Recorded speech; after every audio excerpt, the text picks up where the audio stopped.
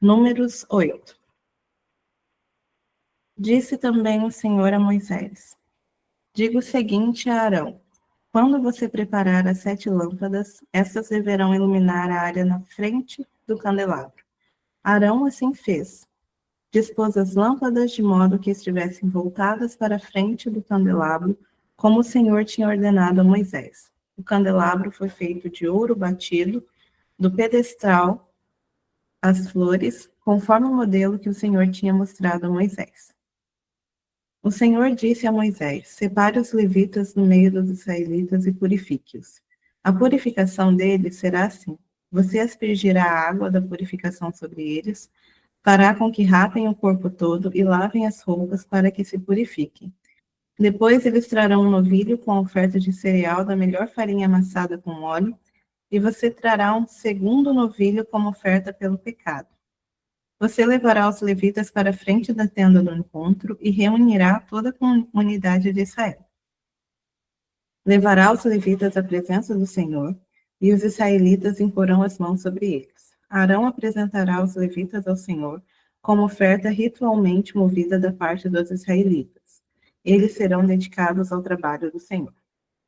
Depois que os levitas impuserem as mãos sobre a cabeça dos novilhos, você oferecerá um novilho como oferta pelo pecado e o outro como holocausto ao Senhor, para fazer propriação pelos levitas. Dispõe os levitas em frente de Arão e dos filhos dele e apresente-os como oferta movida ao Senhor. Dessa maneira, você separará os levitas do meio dos israelitas, e os levitas serão meus. Depois que você purificar os levitas e os apresentar como oferta movida, eles entrarão na tenda do encontro para ministrar. Eles são os israelitas que deverão ser inteiramente dedicados a mim. Eu os separei para serem meus em lugar dos primogênitos, do primeiro filho do homem, de cada mulher israelita. Todo primogênito em Israel, entre os homens e entre os rebanhos, é meu. Eu os separei para mim quando feri todos os primogênitos do Egito.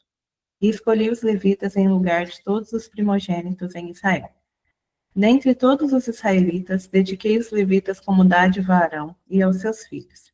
Eles ministrarão na tenda do encontro em nome dos israelitas e farão propriação por eles, para que nenhuma praga atinja os israelitas quando se aproximarem do santuário. Moisés, Arão e toda a comunidade de Israel fizeram com os levitas como o Senhor tinha ordenado a Moisés. Os levitas se purificaram e lavaram suas roupas, e Arão os apresentou como oferta ritualmente movida perante o Senhor, e fez propriação por eles para purificá-los. Depois disso, os levitas passaram a ministrar na tenda do encontro, sob a supervisão de Arão e dos seus filhos. Fizeram com os levitas como o Senhor tinha ordenado a Moisés. O Senhor disse ainda a Moisés: isto diz respeito aos levitas. Os homens de 25 anos para cima, aptos para servir, tomarão parte no trabalho que se faz na tenda do encontro. Mas aos 50 anos deverão afastar-se do serviço regular e nele não mais trabalharão. Poderão ajudar seus companheiros de ofício na responsabilidade de cuidar na tenda do encontro, mas eles mesmos não deverão fazer o trabalho. Assim, você designará as responsabilidades dos levitas. O Senhor falou com Moisés no deserto do Sinai, no primeiro mês do segundo ano depois que o povo saiu do Egito. Ele disse: os israelitas devem celebrar a Páscoa na ocasião própria. Celebrem-na no tempo determinado, ao pôr do sol do 14º dia deste mês, de acordo com todas as suas leis e ordenanças. Então Moisés ordenou aos israelitas que celebrassem a Páscoa. Eles a celebraram no deserto do Sinai ao pôr do sol, do 14º dia do primeiro mês. Os israelitas fizeram tudo conforme o Senhor tinha ordenado a Moisés. Mas alguns deles não puderam celebrar a Páscoa naquele dia, porque se haviam tornado impuros por terem tocado no cadáver. Por isso procuraram Moisés e Arão naquele mesmo dia e disseram a Moisés: nós nos tornamos impuros por termos tocado no cadáver. Mas por que deveríamos ser impedidos de apresentar a nossa oferta ao Senhor na ocasião própria, como os demais israelitas? Moisés respondeu-lhes: esperem até que eu saiba o que o Senhor ordena a respeito de vocês. Então o Senhor disse a Moisés: diga o seguinte aos israelitas: quando algum de vocês ou de seus descendentes se tornar impuro por tocar algum cadáver, ou estiver distante por motivo de viagem, ainda assim poderá celebrar a Páscoa do Senhor. Deverão celebrá-la no 14º dia do segundo mês, ao pôr do sol. Comerão um cordeiro com pães sem fermento e com ervas amargas. Não deixarão sobrar nada até o amanhecer, e não quebrarão nenhum osso do cordeiro. Quando a celebrarem, obedeçam a todas as leis da Páscoa. Se, porém, um homem estiver puro e não estiver distante por motivo de viagem, e ainda assim não celebrar a Páscoa, ele será eliminado do meio do seu povo, porque não apresentou a oferta do Senhor na ocasião própria. Ele sofrerá as consequências do seu pecado. Um estrangeiro residente entre vocês, que queira celebrar a Páscoa do Senhor, deverá fazê-lo de acordo com as leis e ordenanças da Páscoa. Vocês terão as mesmas leis para o estrangeiro e para o natural da terra. No dia em que foi armado o tabernáculo, a tenda que guarda as tábuas da aliança, a nuvem o cobriu. Desde o entardecer até o amanhecer, a nuvem por cima do tabernáculo tinha a aparência de fogo. Era assim que sempre acontecia. De dia a nuvem o cobria e de noite tinha a aparência de fogo. Sempre que a nuvem se levantava de cima da tenda, os israelitas partiam. No lugar em que a nuvem descia, ali acampavam. Conforme a ordem do Senhor, os israelitas partiam, e conforme a ordem do Senhor, acampavam. Enquanto a nuvem estiver por cima do tabernáculo, eles permaneciam acampados. Quando a nuvem ficava sobre o tabernáculo por muito tempo, os israelitas cumpriam suas responsabilidades para com o Senhor e não partiam. Às vezes a nuvem ficava sobre o tabernáculo poucos dias, conforme a ordem do Senhor. Eles acampavam e também, conforme a ordem do Senhor, partiam.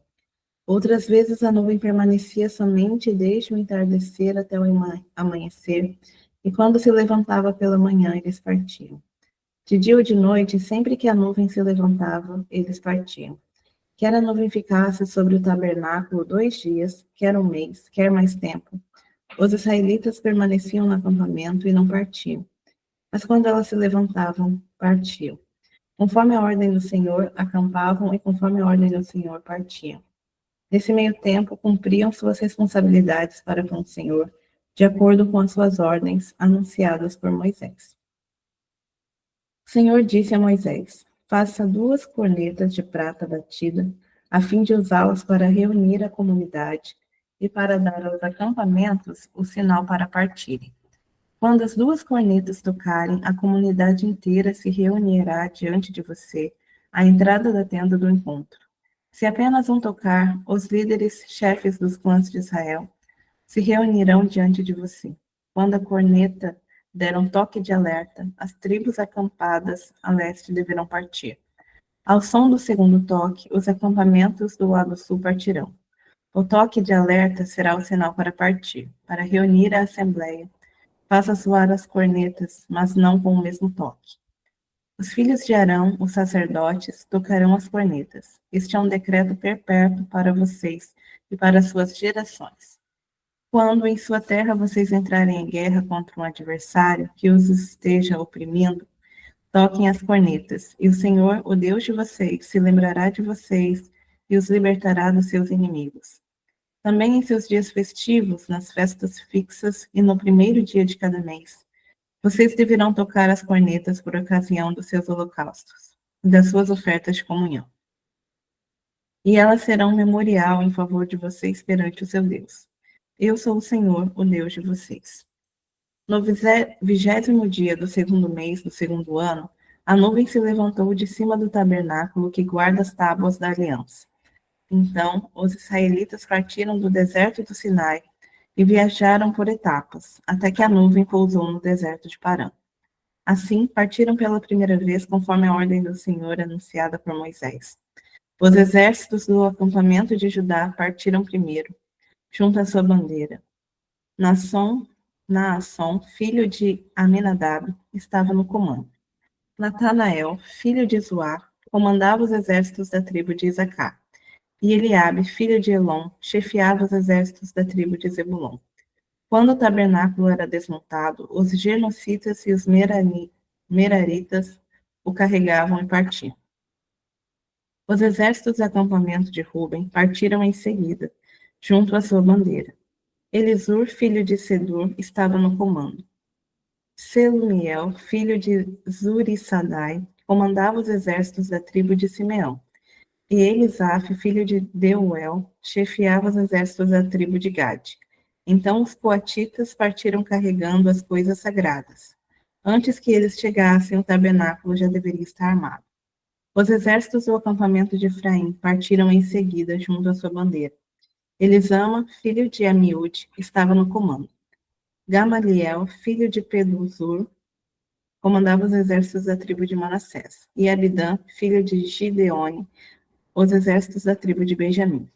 Finalmente partiram os exércitos do acampamento de Dan, junto à sua bandeira, como retaguarda para todos os acampamentos. Aiser, filho de Amissadai, estava no comando.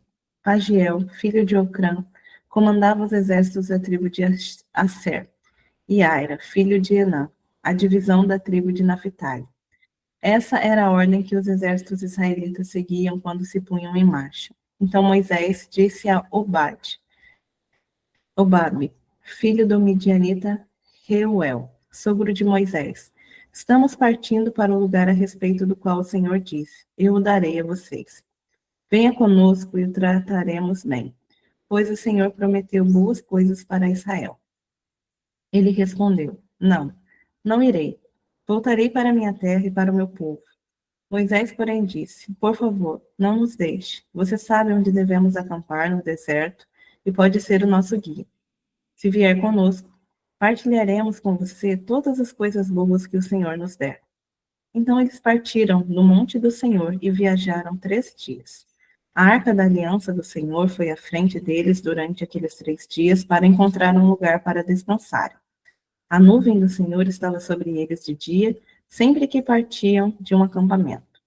Sempre que a arca partia, Moisés dizia: levanta-te, ó Senhor. Sejam espalhados os teus inimigos e fujam de ti os teus adversários. Sempre que a arca parava, ele dizia: volta ao Senhor, para os incontáveis milhares de Israel. Agora, Salmos 30.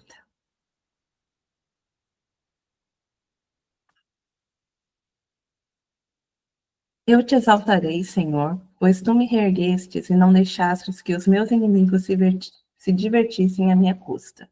Senhor meu Deus, a ti clamei por socorro, e tu me curastes.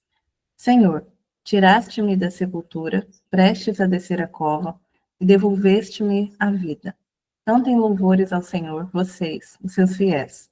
Louvem o seu santo nome, pois a sua ira só dura um instante, mas o seu favor dura a vida toda. O choro pode persistir uma noite, mas de manhã irrompe a alegria.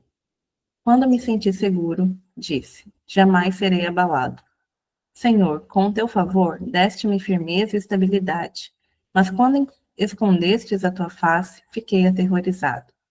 A ti, Senhor, clamei, ao Senhor pedi misericórdia. Se eu morrer, se eu descer a cova, que vantagem haverá? Acaso a pó te louvará? Proclamará a tua fidelidade? Ouve, Senhor, e tem misericórdia de mim, Senhor. Sê tu o meu auxílio. Mudastes o meu pranto em dança, a minha veste de lamento em veste de alegria. Para que o meu coração cante louvores a ti e não se cale. Senhor meu Deus, eu te darei graças para sempre. Amém, glória a Deus, Kevin, obrigada, querida. Leitura abençoadíssima. Hoje nós vemos em Números a festa de Pêssar, que é a Páscoa, né, festa da Páscoa. Pêssar quer dizer passagem. Ontem no culto nós tivemos uma palavra abençoada com a nossa mestre, Karine, que ministrou sobre a Páscoa, né? E aqui a gente vê como Deus institui os detalhes da celebração da Páscoa. E muitas vezes nós cristãos, eu mesmo, né, eu sempre fui desde muito jovem, eu me converti, eu tinha 13 anos mais ou menos, e a Páscoa na igreja onde eu congregava, ela não era observada da maneira bíblica, né? Então, às vezes, as pessoas celebram a Páscoa como uma data, um feriado, e na sexta-feira da Paixão, e aquela coisa, e com coelhinhos, né? Então, a gente não tinha uma observância bíblica como Deus instituiu de fato a Páscoa. E a gente vê aqui em Números 8, Deus estabelecendo como se deve celebrar a Páscoa, a importância dela para nós cristãos é extrema, é gloriosa, é extremamente importante essa celebração, né? Porque a Páscoa, ela aponta aqui em todos os detalhes para o nosso Messias, para Yeshua. Então, a Páscoa tem data, e essa data está dentro do calendário de Deus, não um calendário que homens instituíram.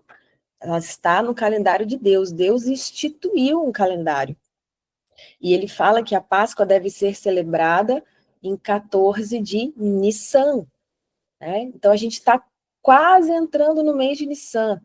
No nosso calendário gregoriano, vai cair no dia 30 de março. E no dia 30 de março nós vamos ter uma conferência aqui com o apóstolo Coraiola, e o nome da conferência é Mudança de Estação, porque dia 1º de Nissan inicia o ano novo bíblico, onde Deus instituiu, este será para vós o primeiro dos meses. Então, o mês de Nissan é o primeiro dos meses no calendário de Deus, no calendário bíblico, e é onde tem, nesse mês de Nissan, na data dia 14, é onde acontece a celebração da Páscoa.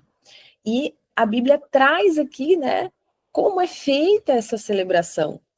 Então, é algo realmente muito poderoso, e é maravilhoso quando a gente abre os olhos e a gente entende a Páscoa à luz da palavra, né?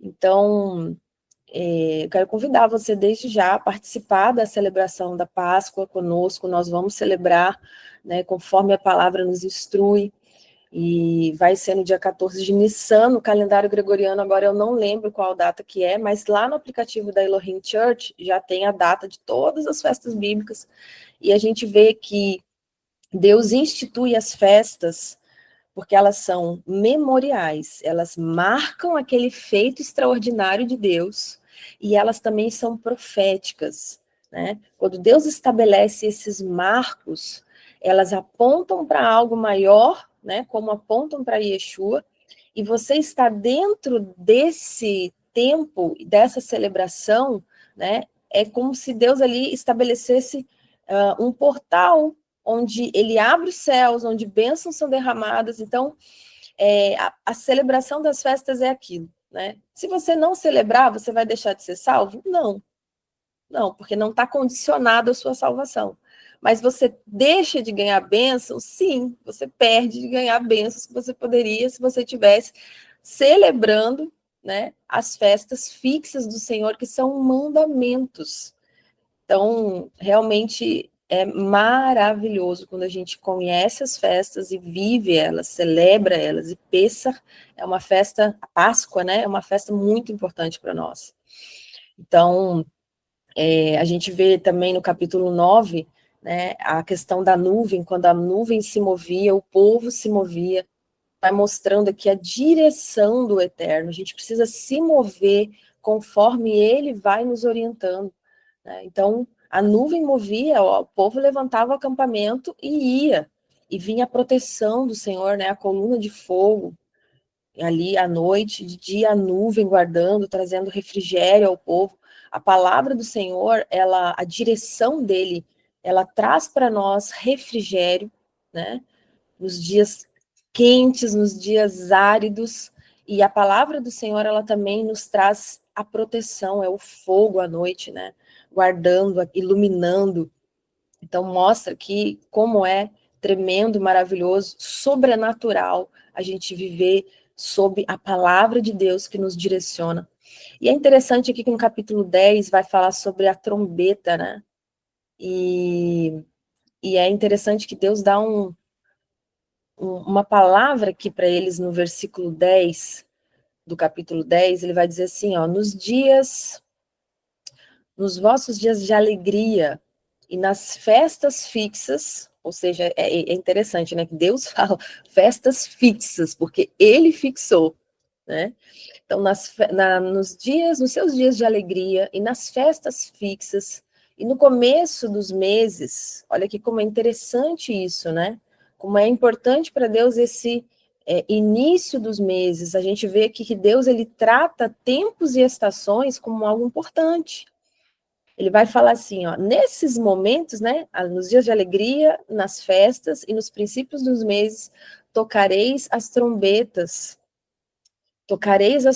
sobre os vossos holocaustos, sobre os sacrifícios das vossas ofertas. Aqui era a entrega das primícias, né, ao Senhor. E elas serão por memorial diante do vosso Deus. Eu sou o Senhor, eu sou o vosso Deus. E o que é essa trombeta? É o chofar, né? Eu já coloquei alguns louvores aqui que tem o toque do chofar. O toque do chofar, ele é um som que era ali como uma trombeta mesmo, ele soava como trombeta. Então, nas Bíblias aqui do Ocidente, né, vai ter essa palavra trombeta, mas no original você encontra como chofar, que é um instrumento que é muito usado lá em Israel até os dias de hoje, né? Ele literalmente é um chifre de carneiro, e ali eles utilizavam para fazer os toques, né? Até quando o povo ia se levantar, ali vinha o toque. Também ele emitia um toque quando chamava o povo para a guerra, né?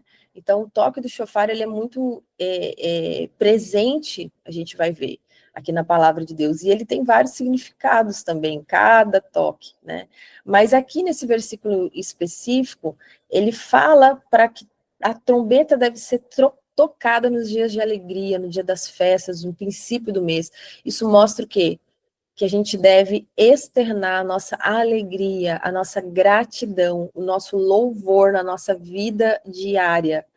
O toque da trombeta lembrava o povo da presença de Deus. Então, quando a trombeta tocava ali, era para trazer essa lembrança, né, esse estímulo ali no povo de saber que Deus está presente, e isso gerava ali uma alegria, né, no coração. Então, também ali, quando a trombeta tocava, era como se aquele ali fosse um lembrete também do povo, né? Lembrando o Senhor das promessas dele sobre as nossas vidas, né? Sobre aquilo que ele tinha declarado sobre o povo, né? Então, a gente vai ver o toque do chofar na conquista de Jericó, quando ali o povo, né, toca as trombetas ali, e Jericó é conquistada. A gente vai ver sempre, sempre, sempre, sempre o toque do chofar na coroação dos reis, né, no anúncio das festas. É muito, muito poderoso o toque do chofar. E ele vem, queridos, como um despertamento espiritual, né? Ele é um chamado para acordar espiritualmente. Ele é um chamado para a gente realmente ser ativado, né, e liberar a gratidão ao Senhor por tudo que Ele tem feito a nós.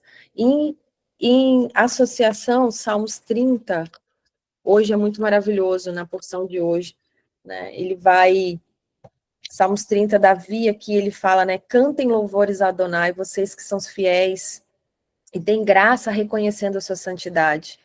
Ele vai trazer aqui, né? O choro pode durar uma noite inteira, mas a alegria vem pela manhã. Olha que interessante, no versículo 6, ele vai dizer assim: uma vez fui próspero e costumava dizer que nada poderia abalar-me. Quando tu me demonstraste auxílio, Adonai, fui firme como uma grande montanha. Olha que tremendo. Mas quando escondeste a tua face, fui quebrantado com terror. Então, essa declaração de Davi aqui realmente é algo que nos mostra que tudo na nossa vida, tudo, absolutamente tudo, para nós prosperarmos, para nós sentirmos a paz, que é algo tão caro, a gente precisa de ter a bênção do Senhor, de ter o rosto dele resplandecendo sobre nós, como nós vemos na bênção araônica ontem, né?